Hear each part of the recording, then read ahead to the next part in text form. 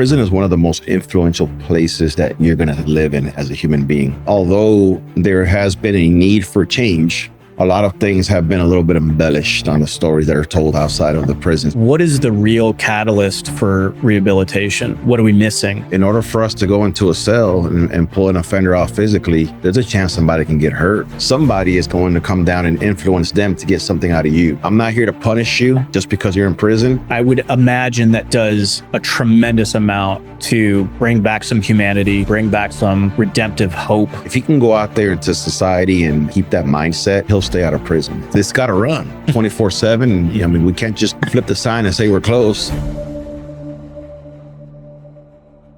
I'm with Albin Narvaez. Narvaez.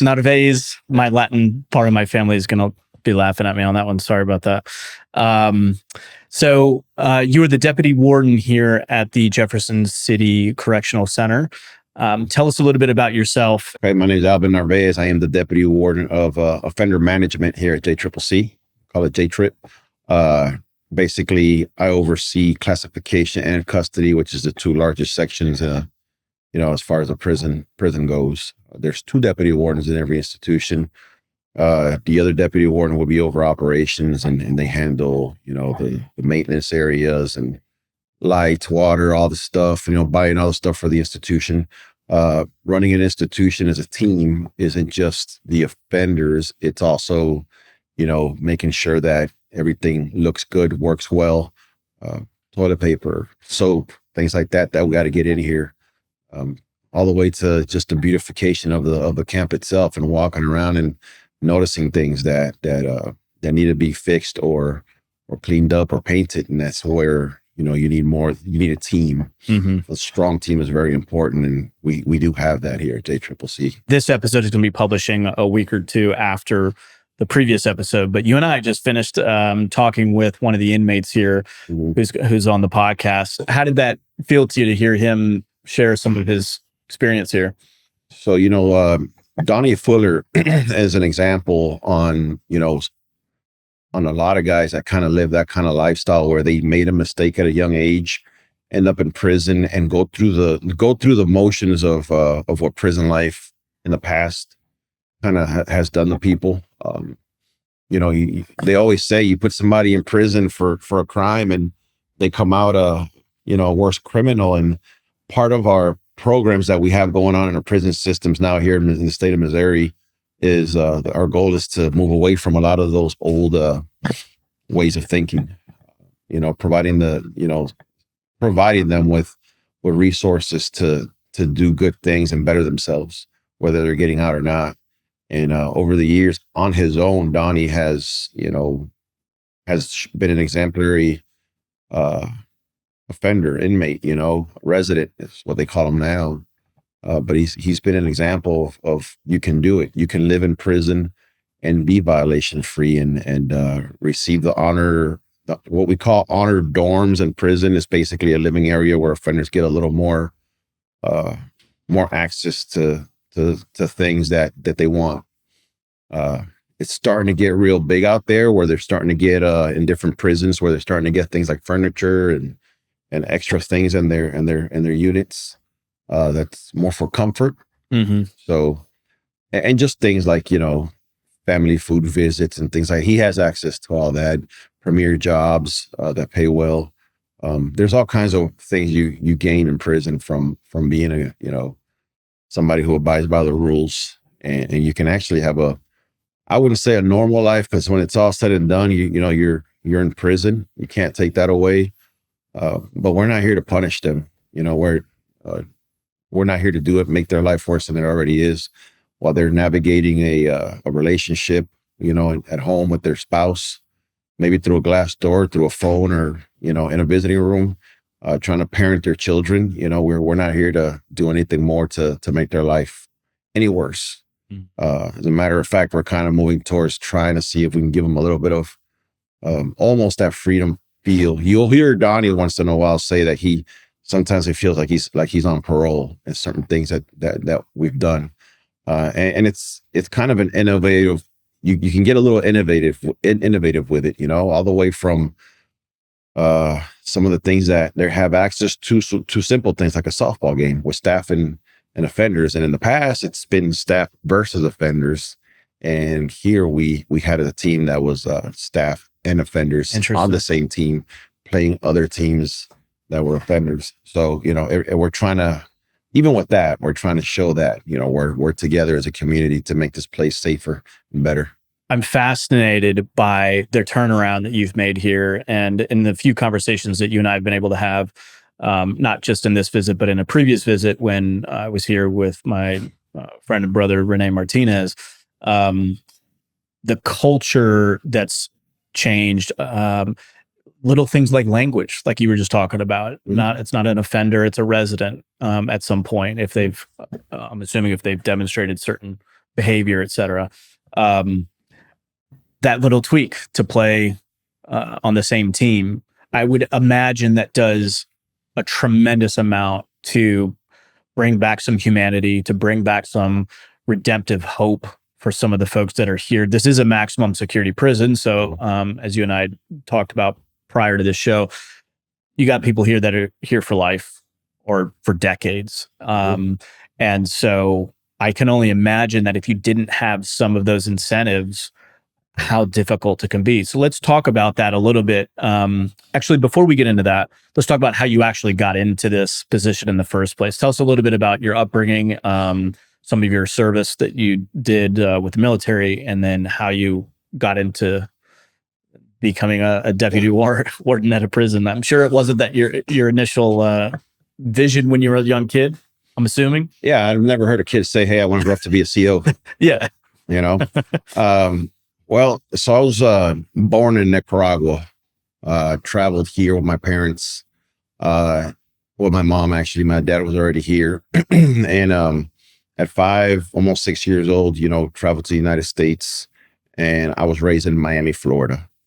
Some of the inner cities in Miami, Florida, which I think gave me an advantage in communication styles with some of the guys in the prisons that I worked in, as far as being from inner cities. So I did grow up as an athlete and play some football. I wrestled, went to college for just a little bit. And when I got out of college, which is a whole nother big story, I realized, what am I doing with my life? So I joined the military, and I spent some time in the Marine Corps. I did come for a stint here, for about a year and a half in 2002. And I did about a year and a half at Algoa Correctional Center. It's right up the hill from here. It's a level 1 camp. As an administrator? No. Oh. As a corrections officer 1. Gotcha. Okay. So that is an entry level position. Okay. But not as an offender, I mean. Right. Okay. I did some time. Did I say I did some time? I'm not sure which time we were talking about. Yeah. So, I did go back home, and I came back 15 years later in 2016 as an entry level position as a corrections officer 1. At Algoa Correctional Center as well, where I promoted to sergeant, and I thought, this is good. This is where I'm going to be. I never imagined that I get any further than that. And then, I went ahead and promoted to lieutenant. And I thought, you know what? I don't have to worry about the stress of creating a portfolio and trying to promote again to a next level, because I think this is where I'm at. This is a good, comfortable spot. And I realized when I got there that, what's the point of promoting, really? Is it because you want the stripes, the rank? Is it something like what it is in the military? And then I realized where this place, as a department, I saw some of the things that were necessary on ground level, and I decided to take the next step because I wanted to be in that room where decisions were being made, at least at that level, where my voice could be heard, because we didn't have a voice back then. The administrations were different. Everything was different back then. We got some change in leaderships in our central office that really made an impact. And as always, in corrections, nobody likes changes.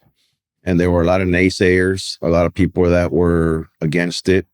In my journey, I've seen and experienced people talk about the changes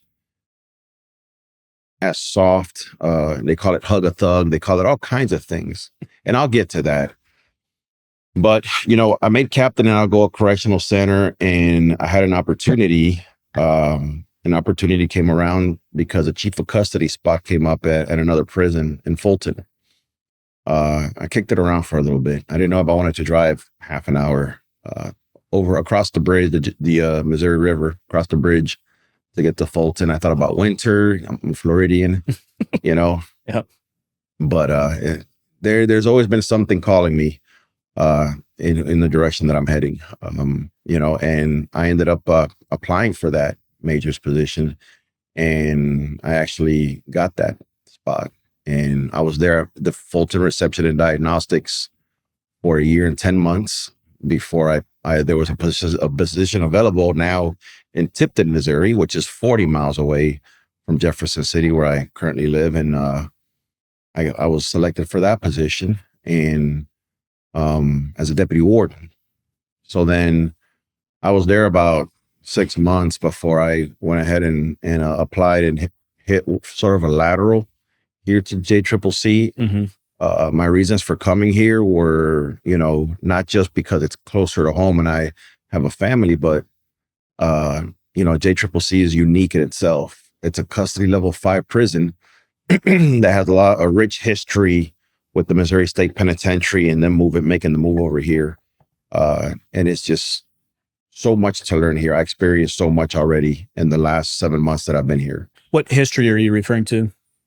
So whenever the Missouri State Penitentiary shut down in 2004, they opened this prison here in 2004, and they brought all those inmates and all the staff from that prison over here. So you got a lot of offenders and a lot of staff members that worked for years in the department that have all the stories. You wouldn't believe the stories that they have, the experience that they have from the old place, the walls. The walls. If you ever, I don't know how far this podcast is going to go out, but the Missouri State Penitentiary opened up in 1836, and it was running till 2004. That's a long time. Very antiquated. It's in Jeff City. You drive through the town, you can go right past it. There's tours there now. It's a very historic place, and it was known as the bloodiest 47 acres east of the Mississippi. If you go down that rabbit hole and you see the history on how and why, and how that has something to do with a lot with us being the capital and everything, it's just so interesting. Mm-hmm. So all that rich, history and experience was transferred over here on buses. On buses, they had critical incidents in that prison all the way into the very last day. And there's all that stuff you can read on if you're interested.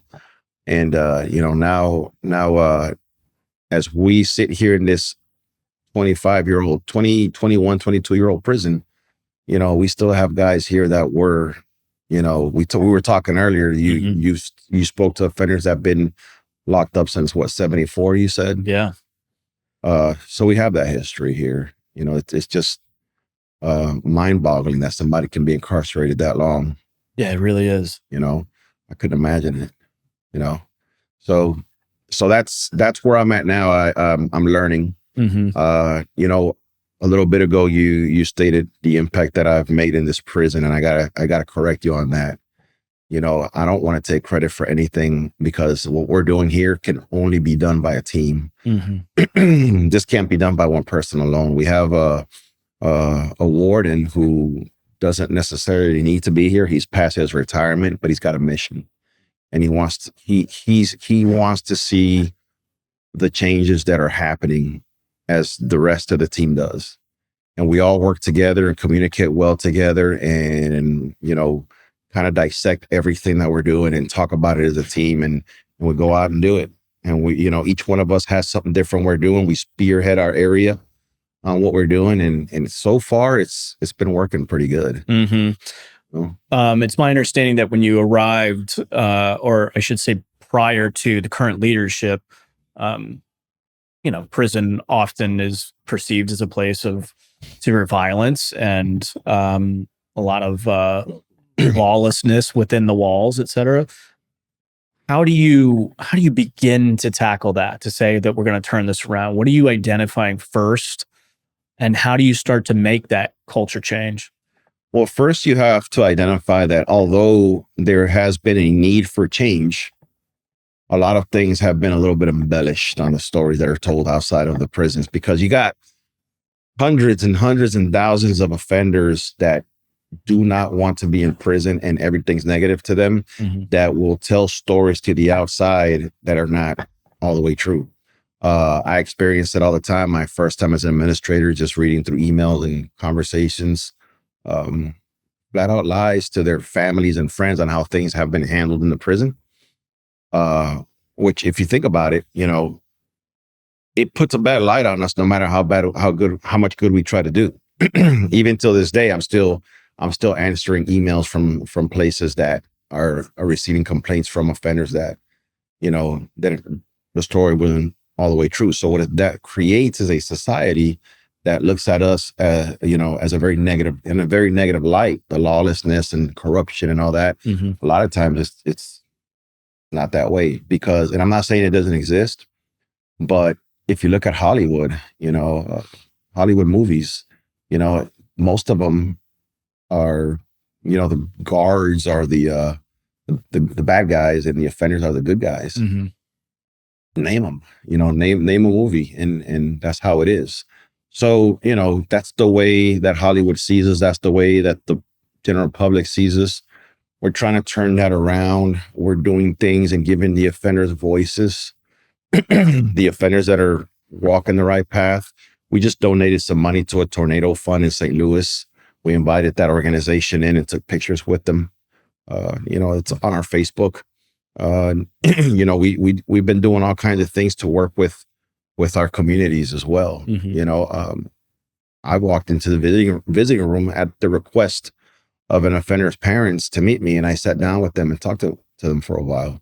It is important to reach out to the community when they reach out to you and connect. So we're doing our part in that too. There's just so many moving parts that we have going on here for that culture change that we're deliberately trying to make. It reminds me of a recent documentary that I saw, and I think it was the Denmark prison system, where they were trying to find what is the real catalyst for rehabilitation. Because so many offenders at the less secure prisons that they're in and out in 1 to 5 years or so are reoffenders, and they kept showing up, and they're like, why are they not being rehabilitated? What are we missing? And they basically broke it down, and they identified that the missing piece was connection. And because a lot of these guys didn't have anything to lose, so they'd get let out, nothing to lose, they're right back in. But the minute that they started to establish connection, friendship, loyalty, relationship, maybe with lost family members, not lost, but family members that were that they were not in contact with. And it sounds like you're doing that here. You're bringing back a level of humanity and connection to where there's an incentive for better behavior. And at a maximum security prison, you're not really dealing with reoffenders, because most of the guys are in here for such a long time. Is that accurate? Or yeah. How deliberate is that? And what are the top strategies that you're employing to make those connections and those incentives? Sometimes you have guys that, don't have anybody to fail to, because you'll be having a conversation with somebody who, for example, refuses to eat and they're on hunger strike, and, you're trying to communicate with them on, hey, you're hurting yourself. What would your family think if they can see you right now? Stuff like that, to try to just get them to, to take a meal. And sometimes you get guys that say, I don't got kids, I don't got parents, I don't have anybody. They don't have anybody to fail to. So one of the strategies that, if you want to call it that, I think it just kind of came around naturally. These groups that we have, these groups, whether they're religious or they're just leadership groups that we have of the offender population themselves, that we're connecting with them, the guys that have been there for a long, like Donnie, that have been here for a long time, and that, want to see good in the prison.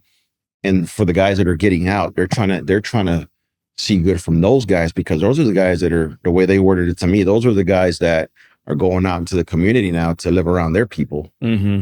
I might never be getting out of prison, but you are, man. Listen, this is, and so that connection that we're having with those leaders and peers, and then sending them out and allowing them to go into our seg units to talk to them, and going into different wings and giving them a little bit of freedom to walk around the prison and talk to people, and have mentorship, in classes and all kinds of things. That connection, I think, gives them somebody to fail to, somebody that they have to talk to, when they mess up and they're in the seg unit, and now your mentor goes to see you in the seg unit, and it's an offender just like you. Mm-hmm. It's an offender that's never getting out of here, that has the street credibility, because he's been in your shoes. He's done what you've done. Mm-hmm. It's not some some officer in uniform that, never seen a crime, never seen violence, never seen a fight, that just got out of the academy 3 or 4 months ago, or 2 or 3 years ago. This is an offender who's committed the crimes, gone through the, through the bottom of the, that low point in their life, mm-hmm. and has picked themselves back up. And that's that credibility that they now get, Mm-hmm. So that's part of the strategy, is to give them somebody, and these guys write to each other even when they get out, it's one of the biggest things that we have going here, is that we have a core of offenders that believe that we can do this, and they're out there fighting hard with us. That's remarkable. I'd heard a story where there was an altercation between a staff member and an inmate, and other inmates came to the staff member's rescue. Yeah. That to me shows a real sign of the humanity that's permeated the prison population. And I'm curious to know, it's one thing from leadership to the offenders to humanize them. How do you go about humanizing yourself to the inmate? I'll tell you what, in my early time in corrections, we didn't touch these offenders unless we were pet searching them. I shake hands with these guys, and as you, this is my first custody level 5 prison that I've worked in out of the 4. Mm-hmm. And what I've noticed is, like, our major's been here since before it opened. He came over with them from MSP. Our other deputy warden came over with them from MSP. Our assistant warden came up here with them, from MSP. I'm the only one that, although I didn't come here with them, I have the experience of 4 prisons, but I learn every day, because this is where I'm at now. All that means nothing. And they have that connection, and I saw it, and I learned from it, So now I'm walking around shaking hands, getting to know these guys. It's not rare for one of us to sit down and, these offenders watching television in a day room area, in one of the units that allows that. And I'll just sit down. We'll sit down and just watch sports with them, and conversations begin, and we get to know these guys. So you lose your humanity when you do it the old way, where, when you're talking to them, you got your guard up. I'm not saying that we put our guard down all the way. I'm not saying that we're giving them personal information about ourselves. Mm-hmm. I'm not going to show them pictures of my family. I'm not going to tell them where I live. Mm-hmm. I'm not going to do any of that stuff. It's going to be a professional relationship, but it's going to be a relationship. We're not just going to give offenders orders on where they're going to go and why. We're bringing them in and saying, hey, our prison right now is going through an upgrade. We're not just imposing our will. We're sitting down with them, asking, how do you guys think we should do this? What should be the incentives? How do you get into the honor program? What are the levels? Enrolling them into the process. Out of curiosity, do you ever hear from victims' families? The closest I've come to that is program in the restorative justice, where there have been victims' families and representatives that have come in. And it was pleasant, these the offenders that were in there, gave speeches and very, very, they're good at what they're great in there, what they do. And families were very, very receptive. There was cake, there was juice, cookies, we have stuff like that. Mm-hmm.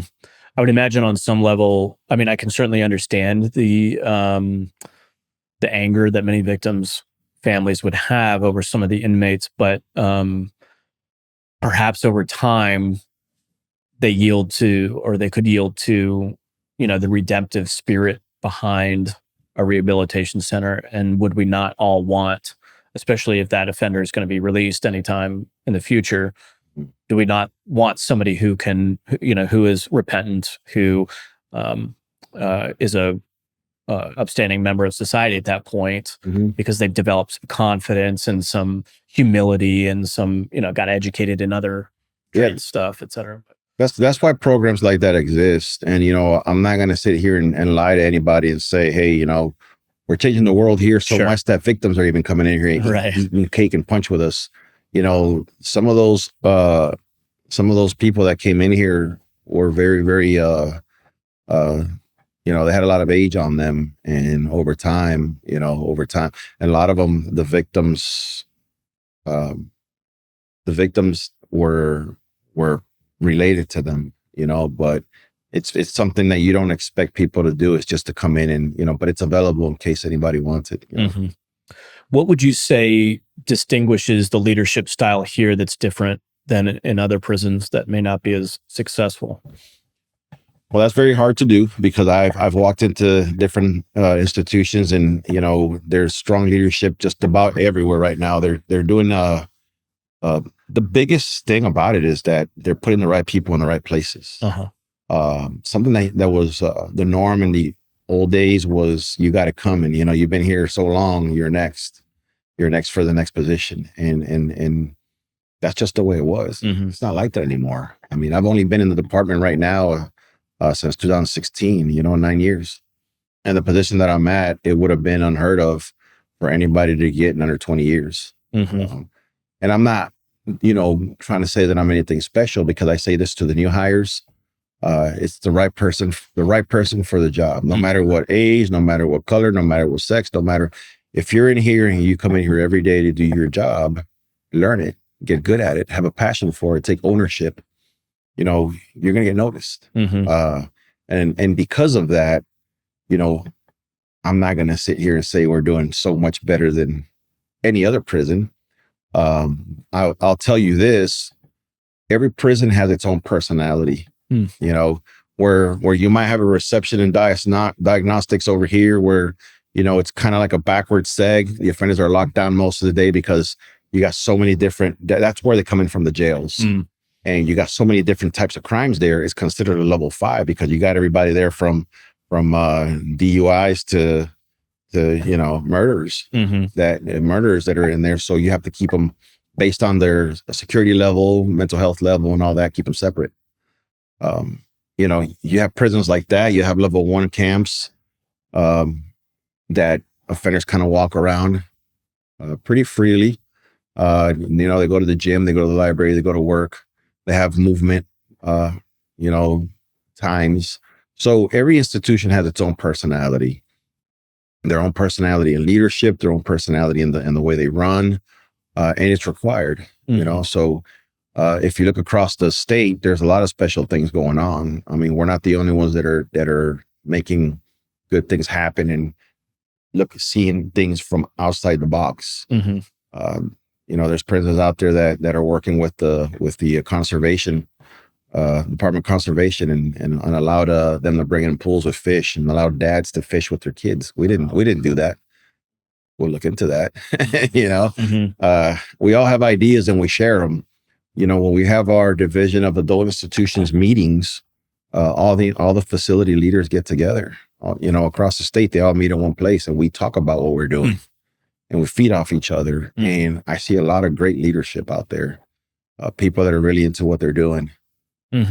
That's part of the reason why I'm asking is I'm sure hopefully this podcast would reach the ears of some of the other people that can make some of the changes that you guys have made here. And then vice versa. It sounds like you guys are in communication, which is cool. I'm curious what type of metrics you look at to measure if you're heading in the right direction or not. When you first got here, for example, like certain incidences of violence, perhaps, and how that's been reduced. Do you have any of those metrics on? So I don't have the exact numbers with me or not like that, but I will tell you that there are tangibles. Yeah. It's proving that what's going on here, the deliberate culture change that we're doing here, has brought our violence down. Mm-hmm. Our staff assaults are down. Our uses of force are down dramatically. A place like this. So this place fits about 1,996 offenders. Right now there's 1,650 today. That's a lot of men, a lot of people. Mm-hmm. So you got to figure people are going to get into fights. That's okay. It happens. We separate them. We have them sign off on things, put them back out or not, however it goes. But as far as like the staff assaults and staff having to put their hands on offenders, those numbers are down. Mm-hmm. And it shows. I mean, just walking around, it's a little different too. The feel and the air, so staff and offenders, you see a lot more. I don't know. I felt kind of goosebumps in the back of my neck walking around in a wing. My first day here, They didn't know who I was. They wanted to know who I was, and I realized I'm not in a level 1 anymore. Mm-hmm. It was very different, and now now they know who I am being out there, and they call me by name and we talk and I sit down with them. So the vibe is just different. It's you can tell. And whenever our leaders from central office come through, we don't prepare anybody. We just walk them through the prison, and let them see it for themselves. Mm-hmm. They notice it. Right. How does I'm sort of ignorant in this regard. What's the structure of the prison? Like, where does how does Missouri, you have the Missouri Department of Corrections, mm-hmm. right? And then, and like, where does the funding come from? I know some prisons run, they're like for-profit prisons. This would be where does the funding come from It's all through government. We're not private. It's all through government. Our budgets come through government general. I mean, we certain times of the year, our fiscal year, we get funds and we put it into the prison, and then we have to use it up by a certain time of the year. Just like it's a state thing, government. Yeah. It also state payer. I imagine you were just talking about, like ordering toilet paper. It's like those are not the things that you typically think of when you think of running a prison per se. But it's such to be here. It's opened my eyes so much to how much of an operation this is. One thing obviously to keep people secured and safe, mm-hmm. but just the amount of food and waste and the electricity and the piping and you see all the ducts of air conditioning going from one system to the next, let alone the fact that you have different levels of security all in the same facility here. It's pretty wild. So is that all under your purview? Are you managing? So it's a team effort. Uh-huh. We have very important people in place, like our business managers. Our business manager, she handles, she keeps an eye on things and gives us the paperwork and the requisition on things we need. Mm-hmm. I mean, there's so many people involved to keep it running, from our maintenance department that if our power goes out, hopefully our generators turn right on, right? And if they don't, then what do we do? And if it happens on the weekend, on a Sunday, on a Christmas, they're coming in. Mm-hmm.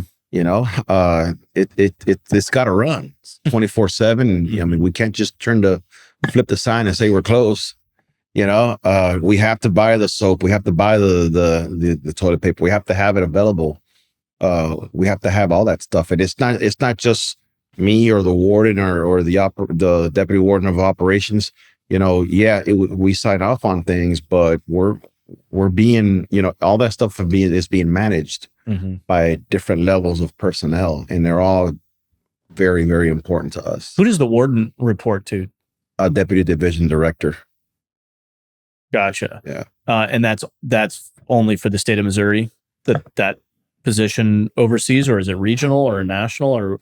So I can only talk for the state of Missouri, but it's pretty much, you have a director of corrections, and then you have a deputy director of corrections, And then it spreads out a little bit to probation and parole and all that. Well, we're the Department of Adult Institution, DAI. So we have a director of DAI.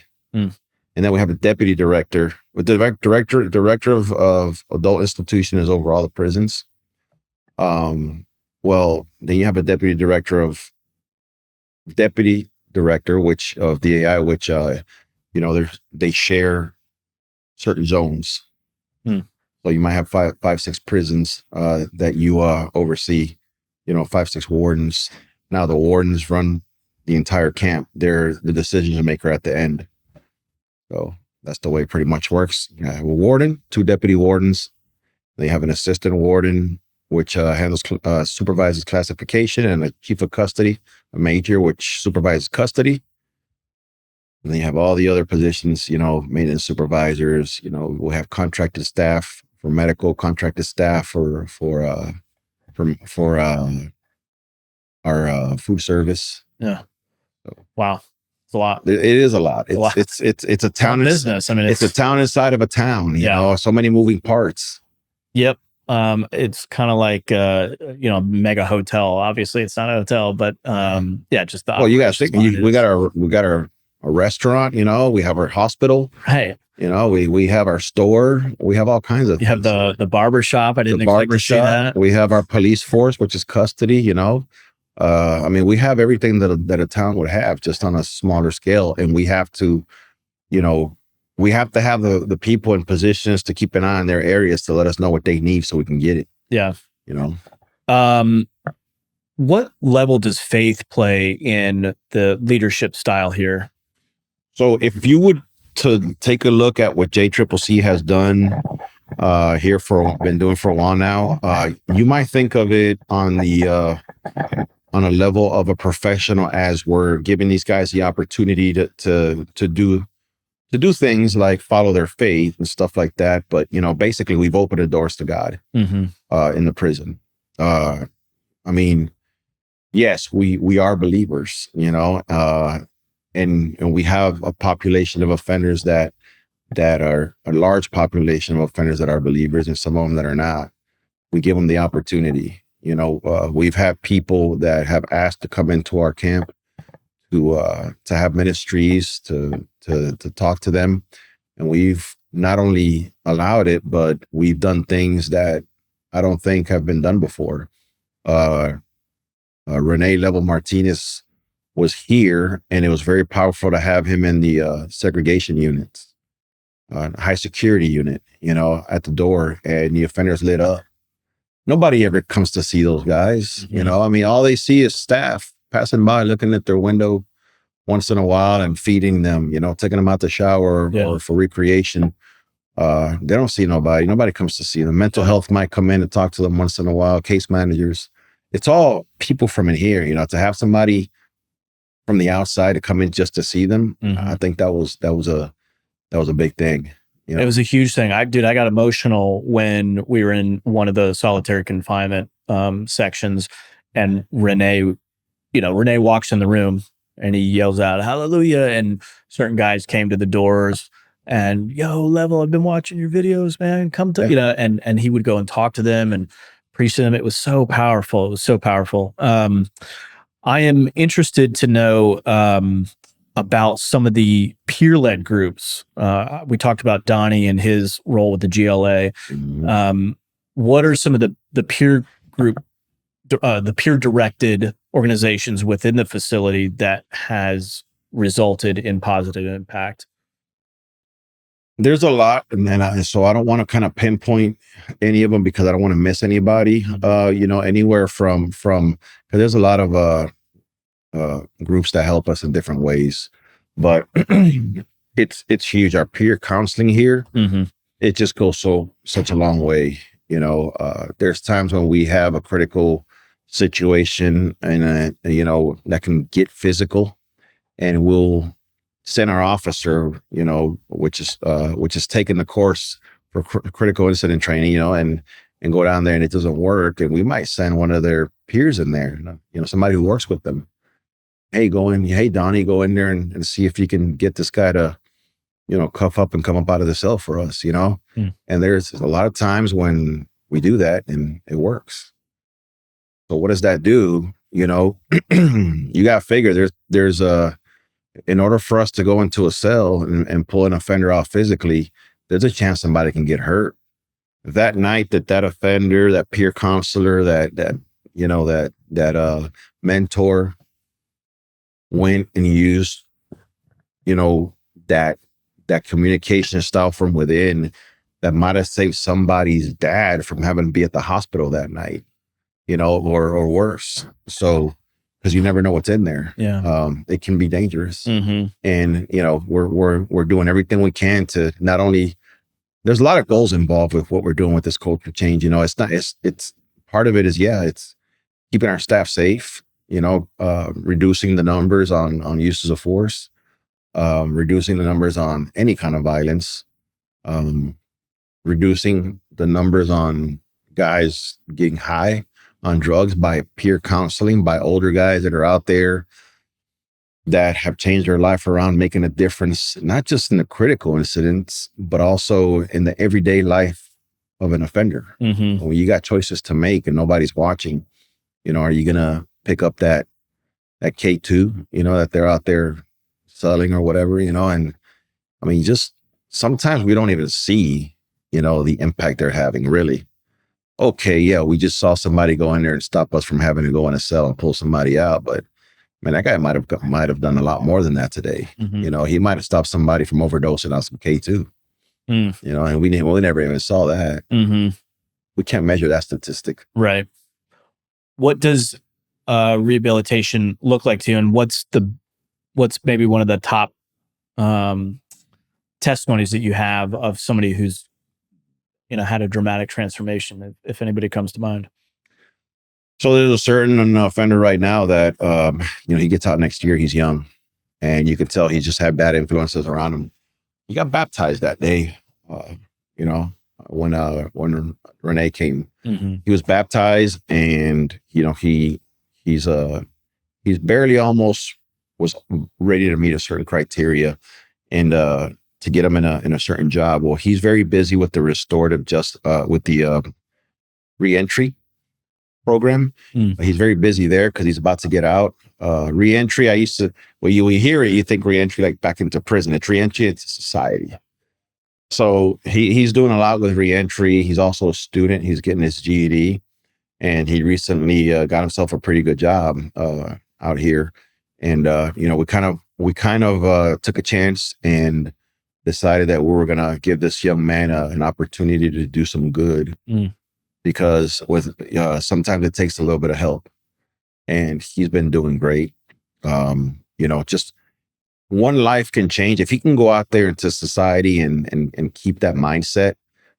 He'll stay out of prison, and I'm rooting for him. I'm rooting for all of them, you know. But he's about to get out, and I'm hoping that, you know, that he stays out. That's cool. Donnie was talking about like the ripple effect, that generational ripple effect. Mm-hmm. I read a book called, I think it was called Legacy. And the book starts off by saying that there was a political leader, I don't know, 200 years ago or whatever.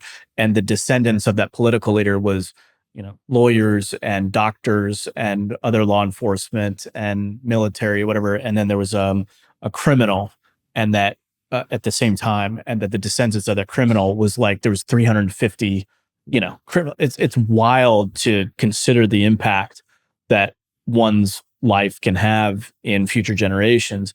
So the type of rehabilitation that you guys are doing here, it's almost hard to quantify because of that compounding effect. It's really neat to see that guys are truly, genuinely, hopefully as best as possible, turning towards, you know, a more righteous life and not hurting others, which is really fascinating.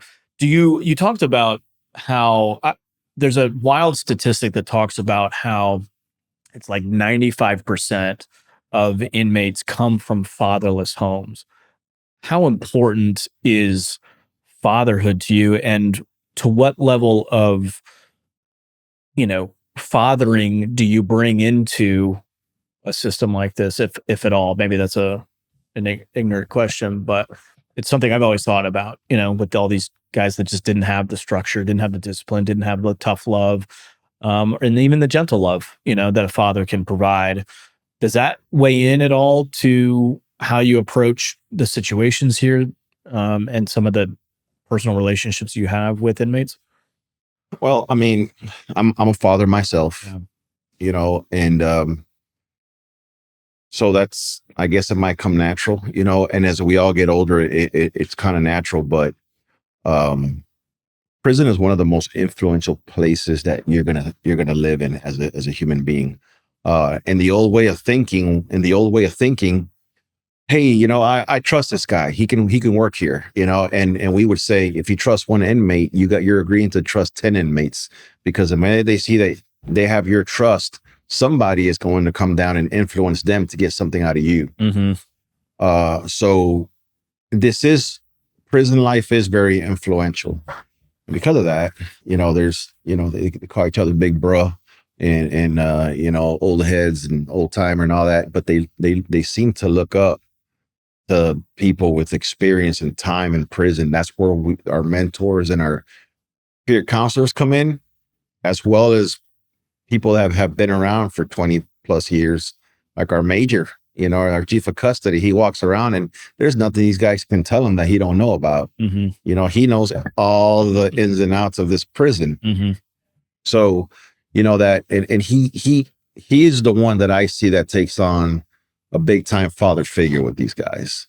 I know Major Graham from the first time that I was in this department back in 2002. He was at Algoa with me, and he transferred over to MSP, and he came over here with them, and he has that feel, I think, Mm-hmm. you can't talk to him and not be truthful without him figuring you out. So, like I said, we're a team, and I think he's the one that has the strongest fatherly figure on this camp because of how long he's been here and his position. What do you think? So for some of the young offenders that come in who might be living the gang lifestyle, they're looking to, beat their chest and assert their dominance, et cetera. I see that a lot as young men trying to establish their masculinity and say, I'm a man, I'm tough. What is it to be a real man in your mind? To me, as far as on society, taking care of what you got to take care of. The longer you've been away from home and have your own family, the more sleep you get used to losing, the harder you get used to working, the tougher your skin becomes, because you're out there trying to make things happen for a family until you find your niche and you finally find a way to sustain that. Taking care of what you have to take care of, not worried about what anybody else is thinking. A boy is worried about what everybody else thinks, and sometimes we see that boy behavior here. Mm-hmm. We hope to see a future prison where that's not cool. Right, and right. Being a gangster is cool. Maybe one day it won't be. Hey, helping staff out when they're getting assaulted was never cool before, and it was frowned upon, and you might have gotten assaulted after that. Mm-hmm. We had that situation you talked about. There's been no repercussions of that. Do you mind telling more of that story?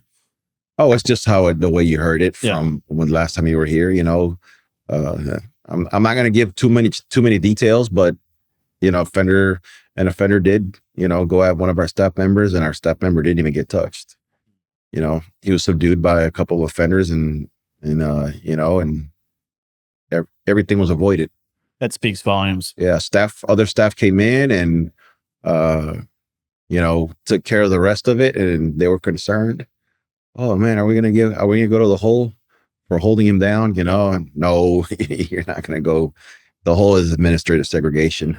Did they get praised for that? Hey, no, you did the right thing. Our administration went down there and shook hands with them personally, and we did award them, and did some special things for them. So for sure, understanding that that's not something cool, mm-hmm. and it's becoming cool. Mm-hmm. We're not here to be at each other. I'm not here to make your life miserable. I'm not here to punish you. Yeah, just because you're in prison. Well, you're not here to, attack me and assault me And, I call it kind of like the Walmart indoctrination, like I wouldn't talk to that man like that. He wouldn't talk to me like that if we were out there in Walmart, so treat everybody as if you had that, as if you were there, we're people. Give respect, be a decent person with each other. And that's what's cool. A man doesn't need to beat his chest, doesn't need to show that he's tough. There's so much more to life than that. We all have our different functions. And if my job is to be tough, it's a military guy out there, defending our country, that's one thing. But, we don't need to beat our chest and show how strong we are for a gang, especially in a prison. We're hoping to see maybe if they move away from that. You talked about your military experience. One of the things that came to mind when you're talking about the reentry program here is it seems like that there's a lot of different programs for the different needs that the offenders have. But at least from what I hear from those that have served, it's especially special forces guys. I've had a few on the podcast where, they come out and there's zero, onboarding to outsider life, if you want to call it that. Well, there's after deployment, they have stuff like that.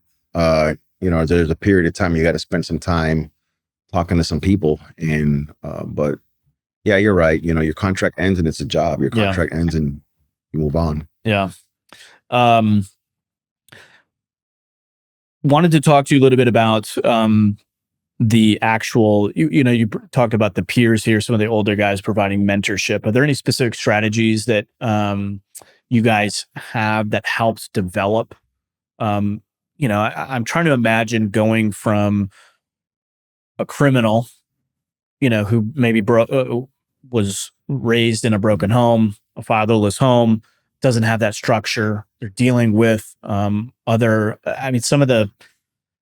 people that I met here when I was here last time, you could tell that they were battling demons, essentially.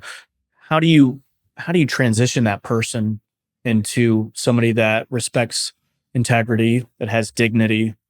I'm curious if there's any other strategies that we haven't talked about that helps that person. It all starts even from our entry level positions with our CO1s. We tell them all the time, when they come in to have their uniform squared away, shine your boots, come to work every day.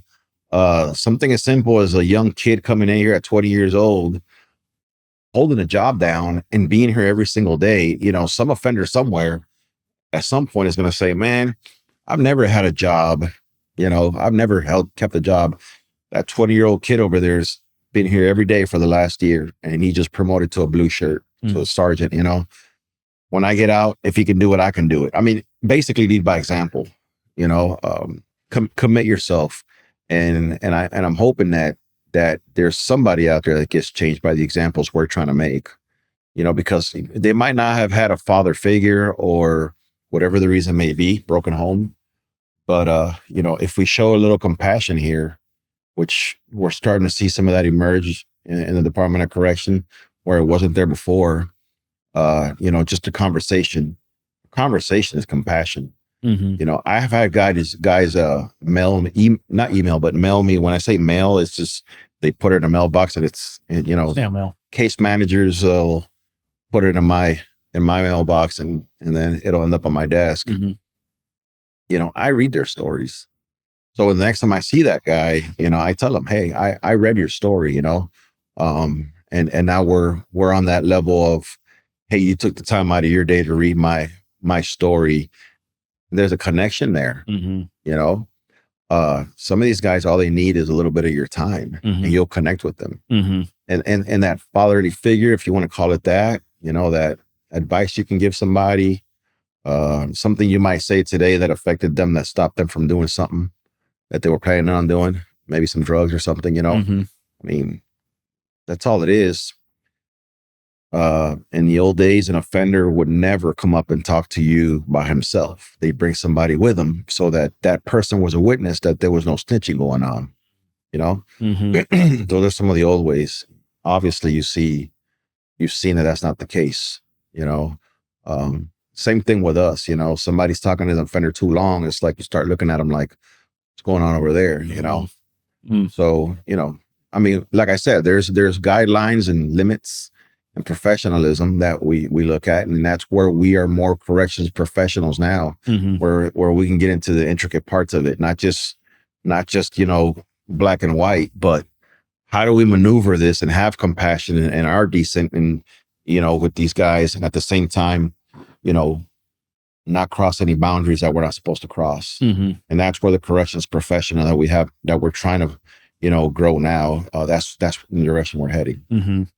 In light of some of the stories that you've been sharing and the behavioral shifts that you've witnessed, what's your perspective on solitary confinement? Is it necessary still? And if so, why? So unfortunately, that's one of the tools that I feel would be necessary in some cases. We try everything we can to avoid that. As a matter of fact, the department is doing things actively. They're piloting some of these programs in different prisons now. I won't go too much into detail there, but we are trying to minimize that as much as possible. But there is that percentage in these camps where it's necessary. It's very necessary. And coming here to this specific camp showed me how necessary it can be. What's the longest somebody would need to stay in solitary? Well, that all depends on their behavior. It usually goes in steps here. We have steps all the way up to this thing we call the SPU, where they they're still confined. It's not solitary. And they can have cellies, but they're still confined, but they come out to eat, to the main line and go back in. Solitary confinement is different than administrative segregation, where solitary confinement to us means a high security offender who can't have a cellmate. Because of that, that's what I see as solitary confinement. I mean, you might have some guys that are just protective custody that don't want nobody in there because they don't want nobody in there, whatever. But there's some that actually need to be in there by themselves. Yeah, makes sense. What's the future vision for the JCCC? What do you see that's still needing improvement? I think ultimately we'd like to have a high percentage of the facility bought into our changes, so that our violence numbers go down, the positivity continues to flourish, our retention gets real high, so we can have the staff members here to provide that safety and cover all our positions. At the same time, having people that can be here that can make careers out of it, because the longer we keep people, the better they get at this, and the better they get at this, the better it gets for the offenders. Because you're going to have experienced, tenured staff that know how to do it. Corrections professionals. It's all one big circle. It's good for us. It's good for them. Don't think for a minute that some of these offenders aren't glad when we're staffed because of their own safety. There's some that want us out and they want to keep us as low as possible because it's another notch under their belt. They can get somebody to quit or get somebody caught up, compromised or whatever. But there's a lot of them that rather see us here. But the longer we keep, we'd rather not see a rotation. We'd rather see the same faces. And we keep all the positive people, we keep all the good people, we keep all the professionals. And the longer they're here, they're going to deal with more and more issues. And those issues get you experience. And when you get the experience, now we'll have what we want, which is ultimately a well-run, safe facility. Approximately what percentage of the inmates get released? 97 or something, 96, 97% of the offenders get released. Okay. What's your hope for them once they're released? Recidivism to go down generally across the boards. I did work at a reception and diagnostic once, and it was kind of awkward. I'd be walking around the yard and I see a guy that got out while I was working at Algoa, and I'm across this guy in the yard. They'd recognize me. We say, "Hey man, how are you?" Say hi to each other. And then as we're walking away from each other, he'd say something like, "Well, it's good to see you." Well, no, it's not good to see you. Well, you know what I mean. you know, Right. And that's the reception and diagnostic means they're coming right back into prison. I hate to see it, you know, guys that left prison when I was at Algoa, they were real big guys, weightlifters, you know, ate, you know, good. And then they're coming back to the system and they're just thin, you know, skinny. They're just, you know, drugged out. You know, I'm really hoping that some of the differences that we're making isn't just going to impact the safety and security of an institution, but also the recidivism of the offender. Tenure here, recidivism, all that, it all goes hand in hand. Good for everybody. That's the hope. Is there anything that the public can do? Do you have a message to the public that can help, you know, what you're trying to facilitate here? I mean, if you have somebody incarcerated, you know, I mean, there's not much that really the public can do to, you know, as far as that goes, to help us with what we got going on in here. I mean, we are a town inside of a town, you know, but for the most part, just communication. You know, we get phone calls, we get emails, we get all kinds of things. Like I told you before, some of the tales are a little bit embellished. You know, just if you can just understand that the Department of Corrections has every intention of doing the right thing, you know, give us an opportunity, because sometimes we get a phone call and it's escalated right away because somebody told somebody something that wasn't all the way true, and that's all they know. You know, that's basically the most that the public can do for us. Just give us time to get ourselves together. You know, we went through in 2003, they stopped officers from smoking. They stopped staff from smoking inside the housing units. In 2017, I think it was, they stopped them from smoking inside the prisons. So we had a lot of tenured staff just leave us over that. You know, and I mean, they were tenured, and then we had COVID. So we had big time problems when it comes to staffing. And we were just trying to survive, you know, get into the shift and try to get everybody at a post where we mostly need them, because not all our posts was covered. Try to put all the staff where it was the safest for everybody.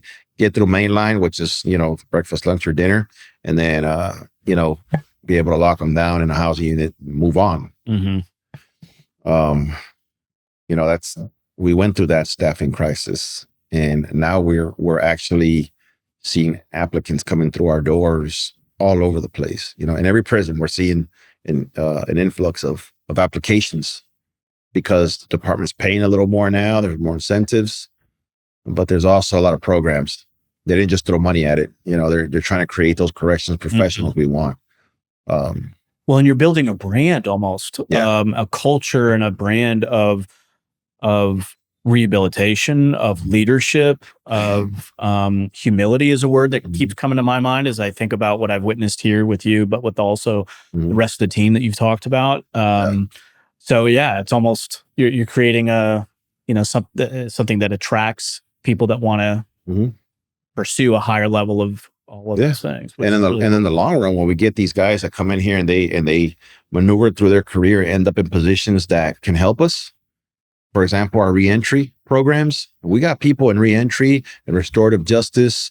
I mean, are all kinds of staff that they're not just there because they've been here a long time, and they're there because they're good at it. And we got offenders filling out job applications and coming out of prison on a Friday and going to work on a Monday. Wow. You know, I mean, that they're that good. They're out there getting these guys, you know, jobs. Wow, that's incredible. Yeah. You talked about the personality of the different prisons. What would you say is the personality of this prison? If you had to describe it in 3 words, 3 adjectives, how would you describe the JCCC? I'd like to say the only way I can describe it really is we're in the business of people. You know, no matter what shirt you're wearing, what color uniform, whether there's a gray, state gray, or officer black, or supervisor blue, you know, or administrator polo, no matter what color shirt you're wearing, you know, everybody gives each other the attention. You know, we're here we're here for each other. I'll sit down with an offender and talk about their problems just like I will a staff member. And we're seeing a lot more of that going on. JCCC is starting to communicate very well. It's been going on before I got here. The car was already kind of going. Yeah. All they did was open the door and say, "Get in." I'm on board. So it's great what's going on here. Well, it's exciting. I never thought I'd say that about a maximum security prison, but I mean, I grew up in an entrepreneurial family, and I had entrepreneurs in extended family, and you almost get that vibe here that there's innovation, that there's leadership, that there's culture change, that there's development, which can be exciting. Well, imagine being an offender locked up for 25, 30 years like Donnie over there, and all of a sudden you have something to look forward to. Oh, they're going to open up this prison and allow us to do this, and that. And we're having a say in this, and that. They're having a meeting with us about Donnie was going to eat lunch because he's got to go to that committee that it's deciding how we're going to run the prison. Something to look forward to in his day. Yeah. I was going to ask you about hope, especially with these guys that are lifers. I mean, I think that's probably the answer right there is. Yeah, we don't really have much to say on whether or not they're ever getting out or not. That's above what we do here. But while they're here, if we can provide something that for them to look forward to, and for them to wake up and not have to worry about coming out of their cell and something happening in the housing unit they're in that makes them have to lock down all day, or getting stuff stolen from their cells, or gangsters trying to initiate somebody, anything, giving them their living areas where this is how this area is here, and this is how it's going to stay, and they police themselves. It's already been proven in other institutions. We're going to start seeing it here now too. It's incredible. Albin, this has been an awesome conversation. Thank you for shedding some light into the inner workings of a maximum security prison. It's very admirable what you're doing here, and I commend you and the rest of the team for the impact that you're making, and ultimately the service that you're providing to the community at large. Because like you said, we're all in the people business. Yeah. And so thank you for the hard work you guys are doing. Yeah, and I appreciate you inviting me to be on this podcast. This obviously had to go through some permission, through some red tape. So there's innovation in not only what we're doing in here, but reaching out to communities, the outside communities, with some of these things that they're allowing us to do here, because this might reach somebody that's gonna think to themselves, prison isn't what I think it is. Whether it's a family member that can be a little bit more at ease because their sons might be here in JCCC, or an officer, a future officer that's saying, I'm looking for a job, but I'm scared to go into the prisons. But from what I'm hearing, the culture is changing, and I can be that. I can be that professional. And I'm not saying that anybody would be scared of it, because if you come into a prison and you're totally comfortable, that's not normal. Right.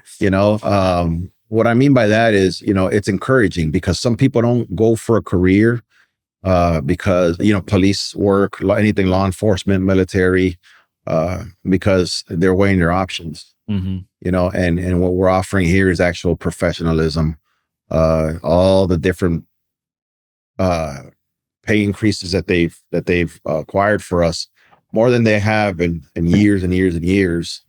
Like I said, it's not just that, it's the programs they're putting in with how to treat each other, how to treat the offender population, even caring for our staff enough to offer them programs to help themselves, mental health issues, legal matters, stuff like that. There's all kinds of self-help programs to that were not available in the past.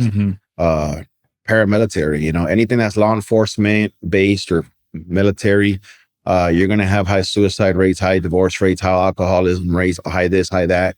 It's stress involved. You're dealing with a bunch of guys who don't want to be in here, and they might, make your day tough here and there. It makes sense for us to provide these services for our staff, so it shows that we're taking care of them. And then, you know, with the change in leadership came the change in the way we lead and the business of people, which means not just for the offenders, but for the staff. Now we open our doors in the administration. You know, we tell them if you had a bad day, your supervisor's not seeing eye to eye with you, and the offenders gave you a hard day, and you say, "Hey, this ain't worth it," and you're on your way out the door, hang a right, come into our offices. We've probably been through it, and let us have a conversation with you because you're throwing away a lot. You know, it's a career. So much to learn. There's so many different organizations that could benefit so much from the principles that you guys are applying here, which is extremely inspiring. Thank you again for your time. This has been a great conversation. Yeah, thank you. Appreciate you.